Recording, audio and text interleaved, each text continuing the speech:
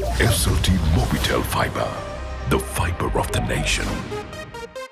SLT Mobitel Fiber, the fiber of the nation. Surf Excel Hygienic Clean Corona virus 99.9ක් විනාශ කරනවා. හොඳ වැඩවලට ඊට කොරෝනා වලට තිත.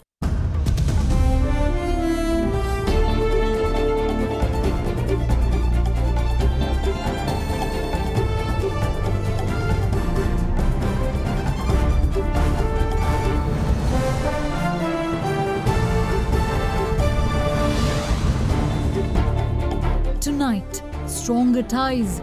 Premier Narendra Modi inaugurates India's new Buddhist corridor in Kushinagar with a Sri Lankan flight. I believe today that you have created history once again by opening the doors to Kushinagar. Back to normal. 1st to 5th graders are set to get back to school in the new normal as teachers' unions choose a different date. Safe and secure.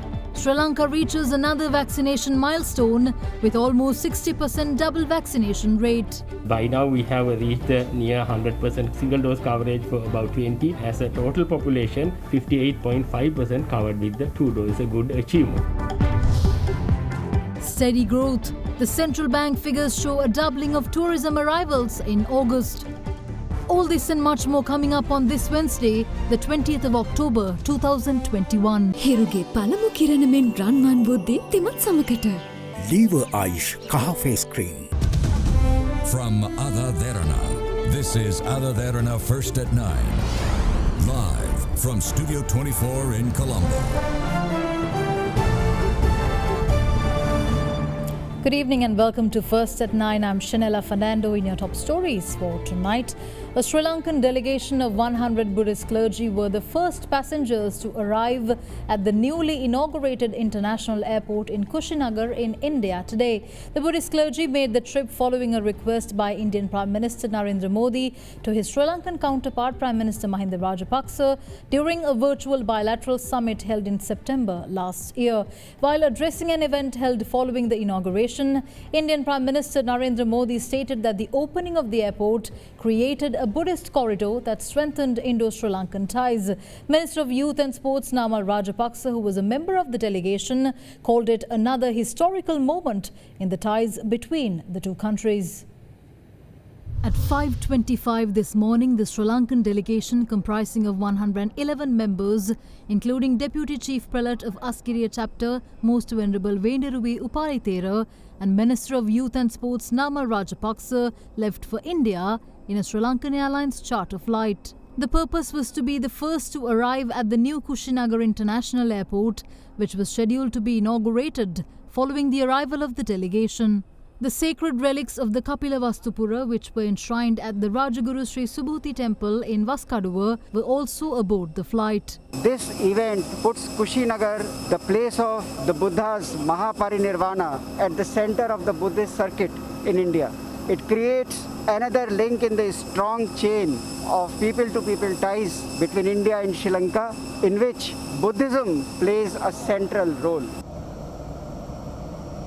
The delegation landed at the Kushinagar International Airport at 9:26 a.m. The Kushinagar International Airport was then inaugurated by Indian Prime Minister Narendra Modi following the arrival of the Sri Lankan delegation. After the inauguration, a meeting was held between Indian Prime Minister Narendra Modi and Minister of Youth and Sports Namal Rajapaksa. During the talks, Minister Rajapaksa presented the Sinhala, English and Tamil translations of the Bhagavad Gita. Later, both the Indian Prime Minister and the Sri Lankan delegation joined a special event organized to mark the Vappoya Day, during which Lord Buddha delivered Abhidhamma in the divine realm of Tautisa. I recall it was Honorable Sri Narendra Modi, the Prime Minister of India, suggested to Prime Minister of Sri Lanka on a virtual bilateral summit that was held September 2020 that 100 members from the Buddhist clergy must join for the inaugural flight to Kushinagar. It's an honor we will cherish for years to come. The greatest gift that Sri Lanka has ever got from India is Buddhism. Ever since it arrived, the relationship between people to people in our countries have been growing strength to strength. Mahinda Rajapaksa, the Prime Minister of Sri Lanka, commissioned the translation of Bhagavad Gita into all languages that we speak in Sri Lanka. We believe that this will not only benefit the Sri Lankans, but everyone all over the world. It symbolizes the role India has played in our history and the role India will play in the future. I would also like to thank Honorable Prime Minister Sri Narendra Modi for extending a grant of $15 million to Sri Lanka to strengthen the Buddhist ties between our two nations. I believe today that you have created history once again. By opening the doors to Kushinagar, Buddhists not only from Sri Lanka but from all over the world will be able to visit one of the most sacred sites in Buddhism. आप सभी की उपस्थिति भारत और श्रीलंका की हजारों साल पुरानी Your presence is a symbol of the spiritual, religious and cultural inheritance of Sri Lanka and India, which goes back thousands of years. We are aware that Buddhism was first introduced to Sri Lanka by the Emperor Ashoka's son Arhat Mahinda and daughter Sangamitta. It is said that on a day like today, Arhat Mahinda returned to India and conveyed to his father how enthusiastically the message of Lord Buddha was received by Sri Lanka. This news increased the faith that the message of Lord Buddha is for the entire world and for humanity. Therefore, this day gives a new energy to the years-old cultural ties of all our nations. It is my good fortune that I was able to pay homage to the temple of the sacred tooth relic in Kandy. I believe that by following the ideology of Lord Buddha, all of us together will be able to pave the way for the betterment of humanity. Meanwhile, the sacred relics of Kapilavastu will be on display in Kushinagar today and tomorrow. The sacred relics will be then brought to Varanasi on Friday the 22nd. මිලියන 18.8 නිවස ලක්ෂ 5ක් ගෙවා දැන්ම වෙන් කරවා ගන්න mulberry residence. The first delivery of a 3.1 million litres ordered of third-generation nano nitrogen liquid fertilizer from India arrived in Sri Lanka early this morning. The initial shipment of 100,000 litres was airlifted by the government from India and promises a lot of positives for Sri Lanka's farmers, including larger yields and more income. Sri Lanka's plans for becoming 100% organic have had somewhat of a rocky start, with significant opposition to the move, primarily led by chemical fertilizer lobbyists. The main argument is that the government may not be able to supply farmers with enough organic fertilizer ahead of the upcoming Maha season, which could spell disaster for a country already facing some shortages. To deal with this, an order was placed with Chinese manufacturer Qingdao Sivin Biotech Group for a shipment of 99,000 metric tons of what was supposed to be high-quality organic fertilizer. However, sterility tests on samples of the proposed shipment by Sri Lanka's National Plant Quarantine Service showed high levels of harmful Erwinia and Bacillus bacteria, which, if used, could have led to serious post-harvest crop losses.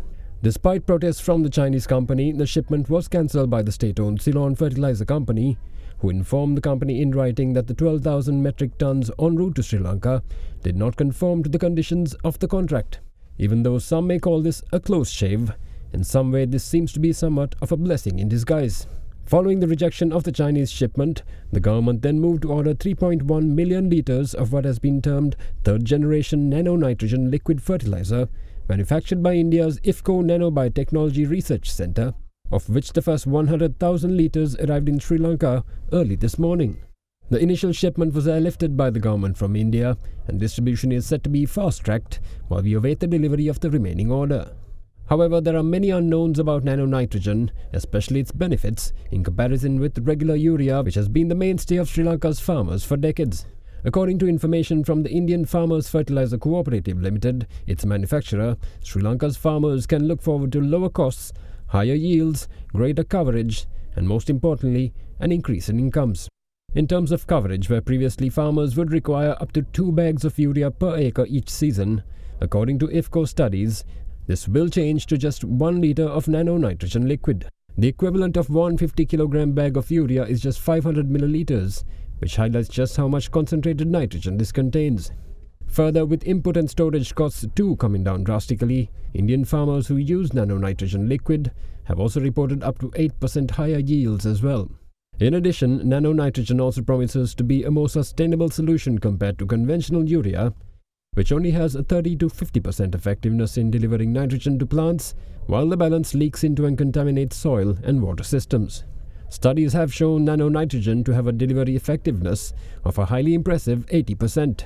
Further, aside from improving yields, soil health and nutritional quality, Nano nitrogen has also passed global guidelines for biosafety and toxicity, developed by the Organization for Economic Cooperation and Development. However, the other main benefit of switching to nano nitrogen liquid remains in massive cost savings to the state. To put it into perspective, Sri Lanka would have had to spend a whopping 32 billion rupees to import the required urea for the Maha season. However, according to the Agriculture Department, bringing down this quantity of nano nitrogen liquid costs only 9 billion rupees, giving it a massive 23 billion rupee saving. This makes it without a doubt Sri Lanka's best option at present. Vaccination has been the choice for pandemic responses throughout the world, and going by that mantra, Sri Lanka has achieved remarkable progress in terms of its immunization drive, punching above its weight. Today, the country boasts a full vaccination percentage of 58.5%, with children in the 12 to 15 age category also under deliberations to be included into the vaccination drive. In the meantime, the interprovincial travel restrictions, which were imposed to preserve the hard-earned control over the pandemic, has been further extended. Following a directive by President Gotabaya Rajapaksa, the ongoing interprovincial travel restrictions will now be effective until Sunday the 31st. Sri Lanka began its vaccination drive in January this year, and in less than 8 months, the country was able to vaccinate 50% of the targeted population, a milestone not achieved by more financially sound and vaccine-producing countries. Sri Lanka has in fact surpassed the target set by the World Health Organization to vaccinate 40% of the total population by the end of the year, as the country today boasts a full vaccination percentage of 58.5%. Sri Lanka is only behind Bhutan and Maldives in South Asian countries. With that being said, it should be highlighted that both Maldives and Bhutan's population are much less than that of Sri Lanka's. Sri Lanka has reached a very significant milestone because we have already reached the reasonable coverage in about 20 population, but by now we have reached the near 100% single dose coverage for about 20 and nearly 87.7% second dose coverage for about 20 population. As a total population, by now 67% of our total population is covered with the single dose and 58.5% covered with the 2 dose. It's a good achievement. After focusing on 20 to 30 age group, authorities turned towards the most sensitive matter of vaccinating children. The decision was to vaccinate above 15s. With vaccine supplies and convenience of the immunization program in mind, children were categorized into 18 to 19 and 16 to 17 age groups. Health officials say that it takes about 250,000 to 300,000 doses to vaccinate one age group. Children above the age of 12 with comorbidities were the first to be vaccinated using the WHO recommended Pfizer vaccine with both doses. අපි සතුටින් කියන්න කැමති මේ අවස්ථාව වන විට සංජානනීය ආබාධ සහිත ළමුන්ට Covid එන්නත් කරණය ඉතාමත් සාර්ථකව රටේ රෝහල්වල ඉදිරියට යනවා. මේ අවස්ථාව වන විට 20000කට ආසන්න ළමුන් ප්‍රමාණයක් අපි එන්නත් කරණය කළා තියෙනවා. එහිදී අපිට දකින්න ලැබුණේ අතුරු ආබාධ ඉතාමත් අඩු ප්‍රමාණයක් පමණයි. ඒවා සියල්ලම බොහොම తాවකාලික අතුරු ආබාධ. ඊට අමතරව දරුණු අතුරු ආබාධ කිසිවක් පළවෙනි රවුමේදී වාර්තා වුණේ නැහැ. මෙම රෝහල්වල තවදුරටත් කරන සායන ක්‍රියාත්මක වෙනවා. අපේ ඊළඟ පියවර තමයි ඒ සංජානනීය ආබාධ සහිත ළමයින්ට දෙවෙනි එන්නත ලබා දීමත් අපි අනුව දිනකින් මාසයකට පසු ක්‍රියාත්මක කරන්න බලාපොරොත්තු වෙනවා. The vaccination drive was then extended to the 18-19 age category on Friday the 15th as a pilot project in the Colombo district. For this age group, only a single shot of the Pfizer vaccine is administered. So far limited to the Colombo district, the vaccination of 18 and 19-year-olds will go island-wide tomorrow. As a next step, Ministry of Health as well as the Presidential Task Force has took a policy decision to vaccinate children 16 and above. As an initial step, we targeted 18 and 19 age group. Predominantly, we started this program in the Colombo district in last 15th of October and planning to roll out to all country tomorrow. By chance, if any student miss the opportunity of the school-based program, they can get the vaccination from MOH officers every Saturday. Any child with any history of allergy or any other complications, we have taken all the measures to refer them for the nearest hospital and they can take their due vaccination from those hospitals. Then we urge all parents to support this initiative. The pilot project in Colombo too has made commendable gains. Almost 80% of the kids got the vaccines in the schools which they have already conducted the vaccination program, which is a very good sign. And we believe that it will be a success and all 100% children will get the vaccine during the next couple of weeks. Government is also making deliberations on the immunization program of the 12 to 15 age group, and recommendations in that regard are yet to be provided. අවුරුදු 15 සහ 12 අතර ළමුන්ගේ එන්නත් කරණය දැනට අපි සාකච්ඡාව මට්ටමේ පවතින දෙයක්. ඒ අධ්‍යයනය කරමින් පවතිනවා. සමාරෝග විශේෂඥ වෛද්‍යවරුන්ගේ සංගමය අපේ නිර්දේශ අපි නොබ දිනකින් සෞඛ්‍ය අමාත්‍යාංශයට ඉදිරිපත් කරන්න බලාපොරොත්තු වෙනවා. ඊට පසුව එය බෝවින රෝග පිළිබඳ උපදේශන කමිටුවේ අවධානයට යොමු කළා. එහිදී නිවැරදි තීරණයක් ගැනීමට අපි බලාපොරොත්තු වෙනවා. ඒ ළමුන් එන්නත් කරණය කරන්නේ කොහොමද කියලා. By last evening, 12,839,638 people from the island's 21.9 million total population had been fully immunized. 1,948,503 people are also awaiting the second dose. Big 3. Schools with less than 200 students will reopen tomorrow for grades 1 to 5 as the first phase of the government's plan.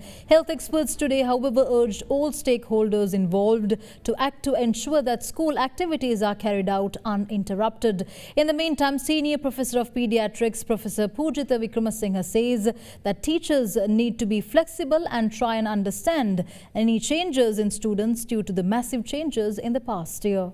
Since the 27th of April, schools across the country have been closed due to the fast spread of the COVID-19 virus, especially after the Sinhala and Tamil New Year. However, after the decision taken by the Ministry of Health as well as the Ministry of Education last month, schools will reopen under several phases. Under the first phase, primary schools with students under 200 will resume, ending a 7-month hiatus. So it falls on all to ensure that children are reintegrated back into society properly and also to ensure that schools run uninterrupted. However, since primary schools are once restarting tomorrow, another question arises. Are children of grades 1 to 5 capable of comprehending and following health guidelines?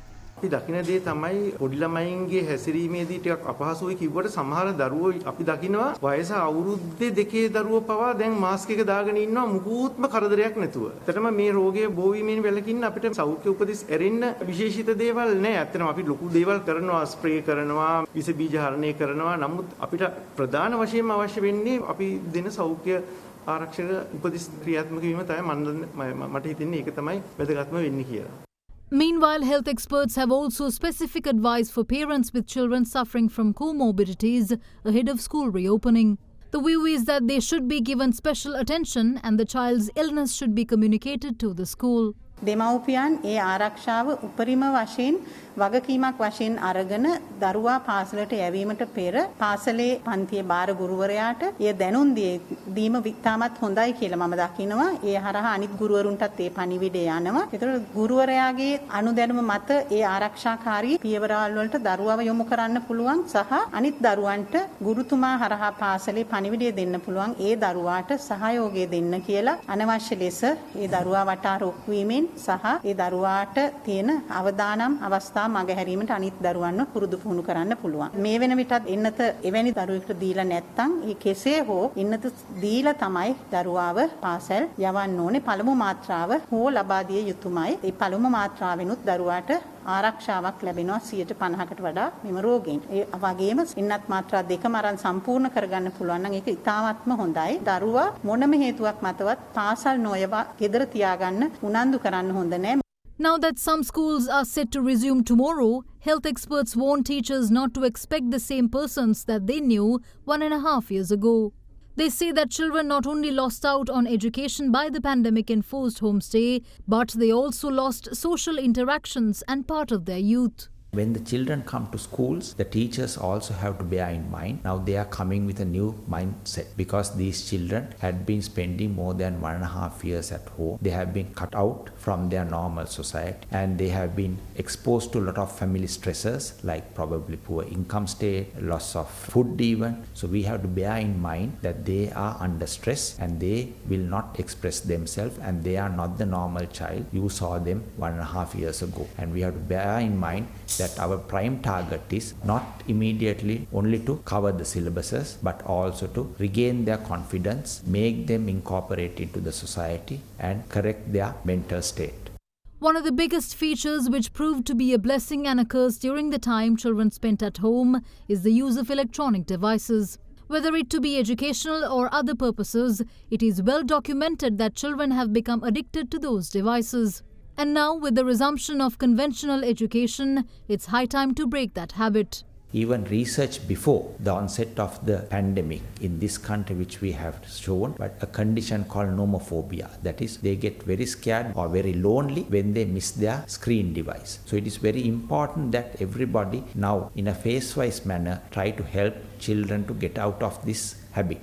And after schools reopen, try to prevent using these devices for various messaging and things, because that would pay an excuse to the children to go for the device again and get addicted. Then on the other hand, the parents also have a responsibility. They should have some amount of regulation on these devices. And I think even the telecommunication regulatory authority also could play their role by sort of banning certain websites not suitable for underage children. So I think all stakeholders should come together and try to protect our children from this menace of, because it may be as bad as getting into the habit of drug addiction.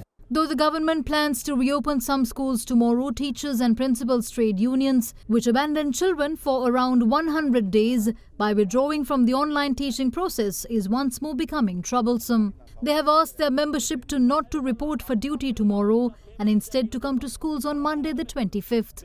After much of the build-up, whether the returning children will be greeted by locked school gates remain to be seen. United National Party leader Ranil Wickremesinghe says that history shows that it was his party that could foresee the future and has the ability to build it the way it should. He made these comments at the launch of a membership drive today that included a mobile application that makes it easier to join. The United National Party held a membership drive at its party headquarters Sirikotha today, where leader ran a mobile application that aims to help attract new blood into the party. DS සෙනනායක මැතිතුමා සමරන්න අද අපි ලංකාවේ පළවෙනි digital සමාජිකත්වය ඇති කරපු දේශපාලන පක්ෂය හැටියට ක්‍රියා කරනවා කියලා මම මතක් කරන්න කැමතියි. හෙට දකින හෙට හදන අපි තමයි මේක ආරම්භ කරන්නේ. මට ලැබුණ අවස්ථාව 2003 දී මේ රට හාල් වලින් ස්වයං පෝෂිත කරන්න. එපමණක් නෙමෙයි සුවසැරිය ආරම්භ කළා. සමාජයට අපි හෙට දැක්කට අනික් කැටට දැක්කේ නැහැ. පාසල් ශිෂ්‍යයන්ට ටැබ් දෙන්න කියනකොට එළියෙන් උයි ඇතුලෙන් උයි දෙකම විරුද්ධ වුණා. අපි වඳ වෙනවා කිව්වා. දැන් අධ්‍යාපනයේ වඳ වෙලා තියෙනවා. අපේ සම්පූර්ණ පරාජයකට වැටුණ එක්කෙනෙක්ට, එක മന്ത്രിවරයෙක්ට. ඒත් අද ඔප්පු වෙලා තියෙනවා අපි හෙට දැක්කා. අපිට හෙට හදන්න පුළුවන් කියලා. ඉන්න දේශපාලන ව්‍යාපාර වලින් හෙට දකින්නෙත් හෙට හදන්නෙත් එක්සත් ජාතික පක්ෂයේවි කියලා මම කියන්න කැමතියි. Sri Lanka Navy rescue teams have recovered the corpse of the missing fisherman who was aboard the Indian poaching vessel which sank northwest of the Kovilan lighthouse in Jaffna on Monday evening. The recovery of the body had been done this morning. The relevant Indian poaching vessel sank after its fishermen attempted to escape from the Sri Lankan Navy by ramming it into a naval craft. Two fishermen from the onboard, who were on board at the time of the incident were rescued following the incident. The body of the third has been transferred to the Jaffna Teaching Hospital for legal proceedings.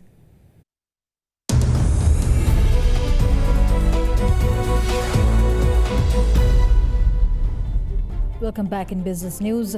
According to the central bank's latest external sector report, tourism has shown as steady but growth as per the number of arrivals in the month of August. Arrivals doubled to over 5,000 in the month, while the central bank report estimated tourism earnings at $7 million. The central bank's external sector report for the month of August has shown a widening of the deficit in the trade account on a year-on-year basis to $586 million compared to the deficit of $342 million recorded last year. Further, the cumulative deficit in the trade account from January to August 2021 also widened to $5.509 billion from $3.812 billion year-on-year. Meanwhile, earnings from exports in August 2021 were shown to have grown by 16.2% year-on-year to $1.1 billion, reaching the highest level recorded in a month of August. In addition, cumulative export earnings increased by 22.6% from January to August to $7.903 billion, compared to $6.445 billion in the previous year. Earnings from industrial goods too showed an increase by 17.5% in August, mainly due to a broad-based increase. Workers' remittances, meanwhile, moderated in August, amounting to $447 million, compared to $664 million in August last year. Cumulative remittances from January to August 2021 amounted to $4.224 billion, a marginal decline of 2.8% year-on-year. In the meantime, tourist arrivals have shown some increase in August over the previous month, with 5,040 arrivals compared to 2,429 in July. So far, a total of 24,377 tourists have arrived in Sri Lanka up to August 2021, compared with 507,311 arrivals in the same period in 2020. Earnings from tourism, meanwhile, are estimated at $7 million during the month. With that, we wrap up tonight's edition of First at 9. Thank you for joining. Have a good night.